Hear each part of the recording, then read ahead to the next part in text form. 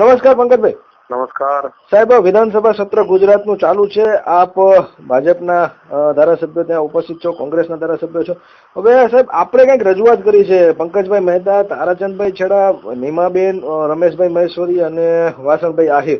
સાહેબ, શું છે રજૂઆત મુખ્યમંત્રી પાસે?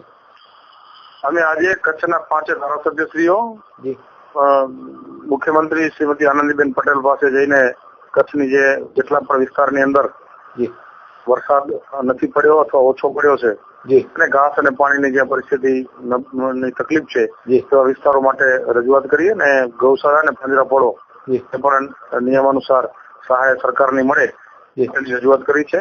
આનંદીબેને ખૂબ શાંતિપૂર્વક અમારી વાતને સાંભળીને માયાળુ રીતે જેટલું બને એટલું ઝડપથી ઉકેલવાનો અને કલેક્ટરને ત્યારે ને ત્યારે સૂચનાઓ પણ આપી છે અને જરૂરી પ્રોસેસ પૂરી કરી અને એની સાથે છે સરકાર એવો સધિયારો આપ્યો છે. ખાસ કરીને રાપર વિસ્તાર, ભચાઉ તાલુકાનો ખડીર વિસ્તાર, ભુજ તાલુકાનો ખાવડા અને વગેરે બની વિસ્તાર, થોડોક નખત્રાણા તાલુકાનો પણ અને લખપત અને અબડાસા વિસ્તારના આ જે બોર્ડરના વિસ્તાર છે આખો, એ બોર્ડરના આખા વિસ્તારની અંદર વરસાદ ખૂબ ઓછો પડ્યો છે. કેટલી જગ્યાએ બિલકુલ નથી પડ્યો.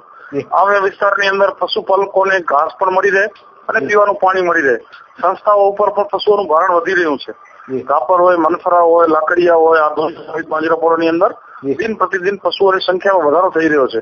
એટલે આવી પાંજરાપોળ અને ગૌશાળાઓને પણ રવેચીની ગૌશાળા હોય કે મોમાયમોરાની ગૌશાળા હોય, આવી ગૌશાળા અને પાંજરાપોળોને પણ રાહત રહે એ રીતે આવી પરિસ્થિતિની અંદર સરકાર એને સહયોગી થાય એ અમારું કર્તવ્ય પણ છે અને સરકારની ફરજનો ભાગ છે. એટલે આગામી દિવસોમાં એ આનાવારી વગેરેની પ્રક્રિયા પૂર્ણ કરી અને જેટલું બને એટલું ઝડપથી એ બધાને આપણે ઉપયોગી થઈ શકીએ એના માટે ખાસ કરીને આપનો પણ મીડિયાને પણ અભિનંદન કે આપ પણ આ બાબતે ચિંતિત છો.